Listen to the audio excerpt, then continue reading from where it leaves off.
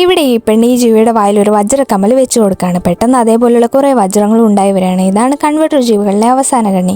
ഇവ പോൾ എന്ന ഗ്രഹത്തിൽ താമസിച്ചിരുന്നു. ആ ഗ്രഹത്തിൽ പേൾ ജനത എന്നറിയപ്പെടുന്ന ഗോത്രവും വസിച്ചിരുന്നു.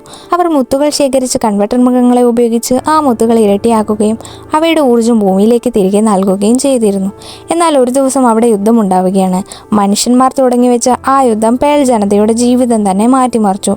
സ്പേസ് യുദ്ധക്കപ്പലുകൾ അവിടേക്ക് ഇടച്ചിറങ്ങി. കൺവെർട്ടർ മൃഗങ്ങൾ ആകെ ഭയന്നു വിറച്ചു. അങ്ങനെ പേൾ രാജാവും കൂട്ടുകാരും യുദ്ധക്കപ്പലുകൾക്കകത്തേക്ക് പോവുകയാണ്. അപ്പോഴാണ് പടുകൂറ്റം സ്പേസ് ഷിപ്പ് ഗ്രഹത്തിലേക്ക് വന്നു പതിക്കുന്നത്. ഭയന്ന അവരെല്ലാവരും കൂടി കപ്പലിനുള്ളിൽ കയറി അതിൻ്റെ ഡോർ അടച്ചു പൂട്ടുകയാണ്. എന്നാൽ ഡോർ ഹാൻഡിൽ തകർന്നു പോവുകയാണ്. പിന്നാലെ കപ്പലിലേക്ക് കയറാൻ വരുന്ന പേൾ പ്രിൻസസ് കപ്പലിന് പുറത്ത് പെട്ടുപോവുകയാണ്. അവളുടെ അച്ഛന് യാതൊരു തരത്തിലും അവളെ രക്ഷിക്കാനായില്ല. അമ്മയാണെങ്കിൽ കരഞ്ഞു തളർന്നു. പേൾ പ്രിൻസസ് തൻ്റെ മരണത്തിന് മുൻപ് പേൾ ജനതയോട് വിട പറഞ്ഞു. അതിനുശേഷം അവൾ തൻ്റെ ആത്മാവ് പുറത്തേക്ക് വിട്ട് പ്രപഞ്ചത്തിലേക്കൊരു സിഗ്നൽ